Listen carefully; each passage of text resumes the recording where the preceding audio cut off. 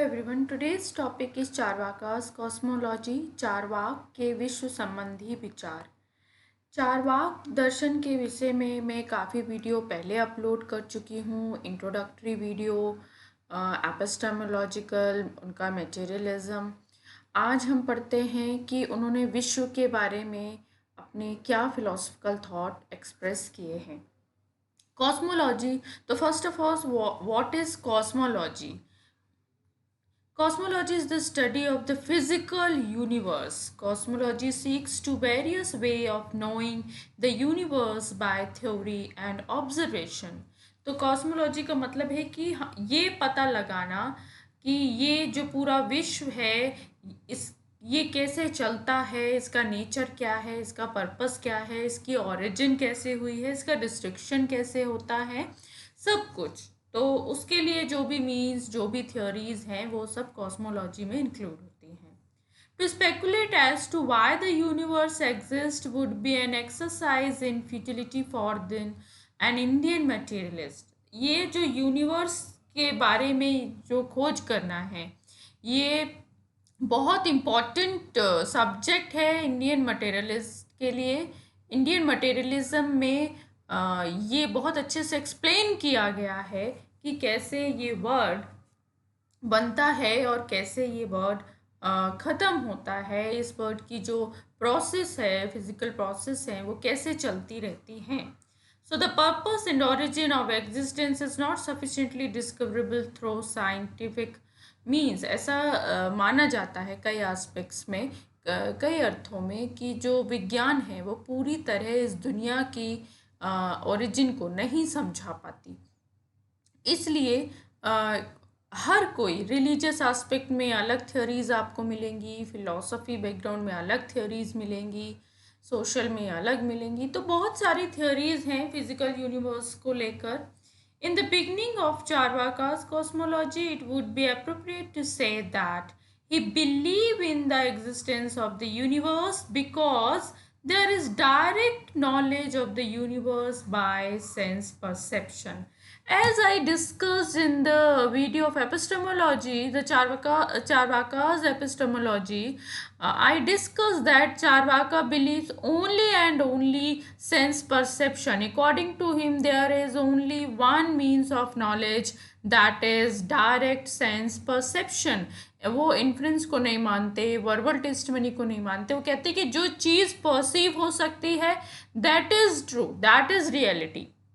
इसलिए वो इस पूरे यूनिवर्स के एग्जिस्टेंस को एक्सेप्ट करते हैं, बिलीव करते हैं, क्योंकि ये हमारे परसेप्शन का एक सब्जेक्ट है। हम इस वर्ड को एक्सपीरियंस करते हैं अपनी सेंसेस के थ्रू, चीज़ों को देखते हैं, टच करते हैं, साउंड को सुनते हैं।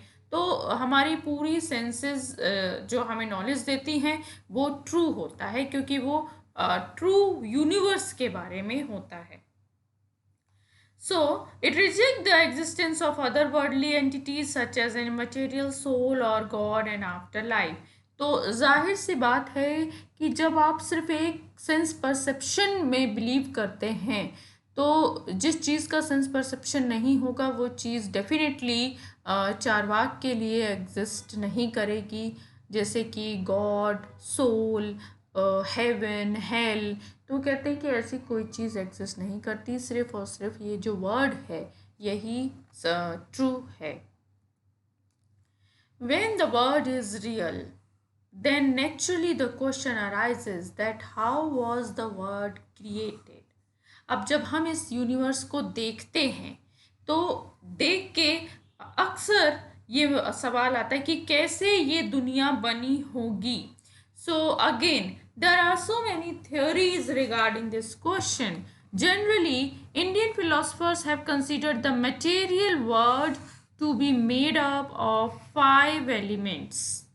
और वो 5 एलिमेंट्स क्या हैं? अर्थ, एयर, फायर, वाटर एंड आकाश। पृथ्वी, वायु, अग्नि, जल और आकाश। ये जो 5 तत्व हैं, इनसे मिलकर अधिकांश लोग ये मानते हैं कि इनसे मिलकर ये पृथ्वी बनी है, इनसे मिलकर ही हमारा शरीर बना हुआ है। And every element has some quality which is known through the senses. For example, the quality of earth is a smell, which is known through the nose.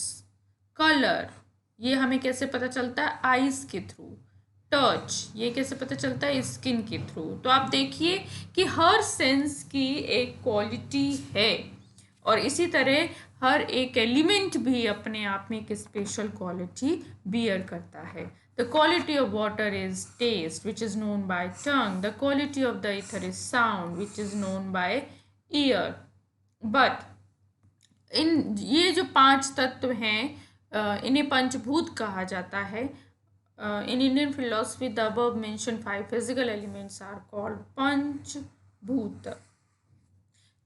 Now, interesting point is what, according to Charvaka, there are only 4 elements. They are responsible for word creation. Charvaka accept only materialism. वो कोई ऐसी theory को believe नहीं करते कि ईश्वर ने ये दुनिया बनाई है, या फिर ये बहुत सालों से आ रही है, मतलब प्राचीन समय से कोई नहीं जानता ये कैसे बनी. तो ऐसी किसी थ्योरी पे वो बिलीव नहीं करते. So Charvaka accept only materialism. Materialism accept matter. Matter means तत्व as the ultimate reality. It rejects the existence of otherworldly entities like God, soul, heaven, life before death and after death. Now, Charvaka accept only 4 elements. ये जो 5 element मैंने आपको बताए थे, अब यहाँ से चारवाका का बहुत इंटरेस्टिंग पॉइंट शुरू होता है कि चारवाक किसी एक एलिमेंट को नहीं मानते, और वो है आकाश. Charvak accepts the existence of 4 of the 5 elements. He does not believe in the ether or Akash. क्यों नहीं मानते Charvaka? Because the Akash is not perceived. And according to Charvak, that which is not perceived is unreal. क्योंकि कहते हैं कि आकाश को आप perceive नहीं कर सकते, ये इसलिए ये अनरियल है. The knowledge of ether is obtained by inference. वो कहते हैं कि ये जो आकाश का अनुभव होता है ये हमें अनुमान के द्वारा होता है, इन्फ्रेंस के द्वारा होता है. But according to Charvaka, inference is not authentic source for the knowledge. Therefore akash does not exist. And अगर आप ये कहते हैं कि साउंड आकाश की एक क्वालिटी है और साउंड हमें हमारे कानों के द्वारा मिलता है, तो here for Charvaka sound is not a quality of akash, it is a quality of air. कि जब हवा चलती है तो हमें साउंड उसका कानों के थ्रू सुनाई देता है, ईयर्स के थ्रू सुनाई देता है. Now the creation of universe. अब ये तो पता चल गया कि ये जो यूनिवर्स है ये 4 तत्वों से मिलकर बना है, earth, water, air and fire. So the world was created by the union of these 4 elements, earth, water, air and fire. Creation would mean the union of the element, and conversely annihilation would mean the disintegration of element. यानी उत्पत्ति, ये creation, रचना जो है वो इन 4 तत्वों की एकता है. इन 4 तत्वों से मिलकर रचित होता है ये विश्व. और जब प्रलय होती है, डिस्ट्रक्शन होता है, वो जब ये 4 तत्व अलग अलग हो जाते हैं, बिखर जाते हैं, तो प्रलय हो जाती है. तो ये है यूनिवर्स के क्रिएशन एंड डिस्ट्रक्शन का थियोरी. द डेवलपमेंट ऑफ प्राण, लाइफ एंड कॉन्शियसनेस, जिसको चेतना कहा जाता है, has taken place from the element. देखिए दूसरा इंटरेस्टिंग पॉइंट क्या है चारवाक फिलॉसफी में, कि वो कहते हैं कि इवन ये जो फिजिकल एलिमेंट हैं, ठीक है, इनके मिलने से ना केवल हमारी बॉडी या वर्ड बनता है, इवन कॉन्शियसनेस, चेतना भी अराइज होती है. Thus, Charvak become a supporter of materialism. वो कहते हैं कि everything is made by the 4 element. सब कुछ materialistic way में वो explain करते हैं. For the creation of the world, it is inappropriate to believe in any other entity other than the element. वो कहते हैं कि किसी और theory या किसी और एंटिटी लाइक गॉड या सुपर नेचुरल पावर को मानने की कोई ज़रूरत नहीं है. Elements are enough to explain the world. सारी जितनी भी एक्सप्लेनेशन है वो एलिमेंट के थ्रू हो जाता है. But Charvaka says that the nature of the material element of earth, water, fire, and air is such that by their combination, not only inanimated things develop, but living things are also formed. कि जो चेतना है वो भी arise होती है, वो भी originate होती है. सिर्फ ऐसा नहीं है कि इनएनिमेट थिंग ही बनती है. So it may be objected here. जब चारवाक ये थॉट प्रेजेंट करते हैं तो ना कुछ लोगों को ऑब्जेक्शन हो जाती है. क्या ऑब्जेक्शन हो जाती है? It may be objected here that when the basic element of the world are non-living things like air, fire, water and earth, then how can consciousness emerge from their combination? अब लोगों को ये है कि ये जो एलिमेंट है इनमें चेतना नहीं है, ये इनर्ट है, ये जड़ है, इनमें जान नहीं है, एयर, फायर, वाटर, अर्थ. लेकिन जब ये मिलते हैं तो इनसे कॉन्शियसनेस कैसे निकल सकती है जो कहीं ना कहीं इसके अपोजिट नेचर की है. तो इट्स लाइक द क्वेश्चन कि केले के पेड़ में आम कैसे निकल सकता है. ठीक है, तो अब देखो चारवाक इसको कितने अच्छे से एक्सप्लेन करते हैं. Charvaka gives the answer with the help of simile. Just as betel, cashew, astringent and lime lack red color, yet by chewing them together, red color develops. जिस तरह से पान में चूना, कत्था, आप गुलकंद, कितनी चीज़ें डालकर आप पहले पान में रेड कलर नहीं होता, लेकिन जब उसे च्यू करते हैं तो उसमें रेड कलर डेवलप हो जाता है, ओरिजिनेट हो जाता है. Similarly when the elements of earth, air, water and fire are combined, then consciousness develops. ये वो एग्जाम्पल देते हैं कि उसी तरह तत्वों में पहले कॉन्शियसनेस नहीं है, लेकिन जब वो एक साथ आके मिलते हैं तो उनसे कॉन्शियसनेस डेवलप होती है. In this way Charvaka tries to explain all things living and non-living by his materialism. He considered the world to be the result of certain combination of element. Now, there are some features of Charvak cosmology. The first one is naturalism. इसको बोलते हैं प्रकृतिवाद. प्रकृतिवाद क्यों नाम दिया? Just as the nature of fire is to be hot and the nature of water to provide coolness, similarly the nature of element is to create the world. वो कहते हैं जिस तरह से फायर का जो नेचुरल क्वालिटी है, जो नेचर है, वो क्या है? गर्म होना.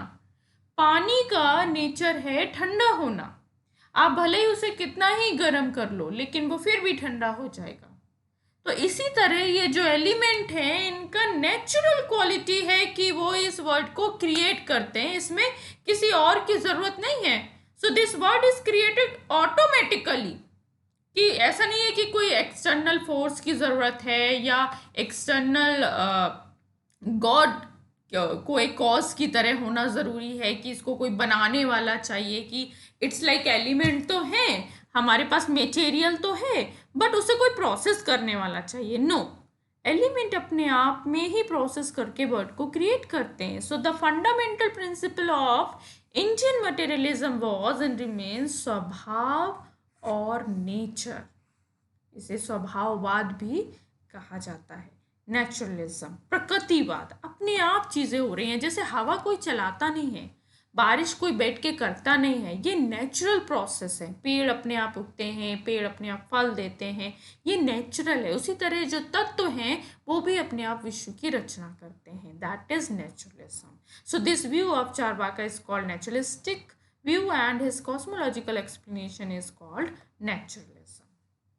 सेकेंड वन इज मैकेनिज्म, यांत्रिकवाद आप इसे कह सकते हैं. मशीन की तरह काम होता है. Charvak considers the word process to be meaningless. Fulfillment of purpose is not the wish of the word. Actually देखो ये कहा है कि जिस तरह से मशीन का कोई पर्पस नहीं होता, मशीन की कोई जो प्रोसेस होती है उसका कोई अल्टीमेट गोल नहीं होता, बस उसे काम करना है. So the word is aimless like machine, वो बस काम कर रहा है. Therefore Charvak interpret the word with a mechanistic way. वो कहते हैं कि ये चलता है, मशीन की तरह चलता है, इसको किसी की ज़रूरत नहीं है. The third point is realism, यथार्थवाद. यथार्थवाद क्या है? रियलिज्म. देखिए, realism talks about reality which is perceivable. So Charvak accept realism for the purpose of explaining the world, because the whole world is a subject of your perception, sense perception, or that is real. He believes that the existence of thing is independent of the knower.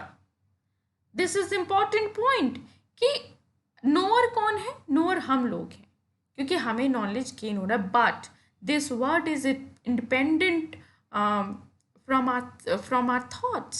ऐसा नहीं है कि जब हम सोचेंगे तभी चीज़ें exist हो रही हैं, नहीं तो नहीं हो रही हैं. नहीं, चीज़ें एग्जिस्ट कर रही हैं whether we think or not. So whether there is anyone to see the word or not, the word exists. Therefore, the word related interpretation of Charvak is realistic. इस सेंस में वो realistic word use करते हैं. The last is materialism that I explained before also. Charvak explained the word on the basis of materialism. The word was created by the sudden combination of element. इसे भौतिकवाद कहा जाता है क्योंकि ये भौतिक तत्वों से बना हुआ है. In this way, this interpretation of the word is materialistic, which is contrary to the spiritualistic outlook. क्यों? क्योंकि इसमें अगर कोई कहे कि ब्रह्मा जी ने बनाए या किसी और धर्म में हम जाके उस एक्सप्लेनेशन, तो हम रिलीजियस एस्पेक्ट में नहीं बात कर रहे, हम बात कर रहे हैं फिलोसफिकल एस्पेक्ट में, जो डेफिनेटली स्पिरिचुअलिटी से डिफरेंट होगा. तो ये जो चारवाक का कॉस्मोलॉजी है वो बहुत डिफरेंट है और बहुत प्रैक्टिकल भी लगता है. क्यों? क्योंकि हमें ऐसे किसी कॉन्सेप्ट पे बिलीव नहीं करना जो हम अपनी आँखों से नहीं देख सकते, जो हमारे एक्सपीरियंस का सब्जेक्ट नहीं बन सकता. तो this is all about Charvaka's cosmology. In the next video we will discuss the Charvaka's view regarding god. जैसे अभी हमने थोड़ा सा पढ़ा कि वो गॉड को नहीं मानते, लेकिन हम नेक्स्ट वीडियो में उसे डिटेल में करेंगे. Thank you so much.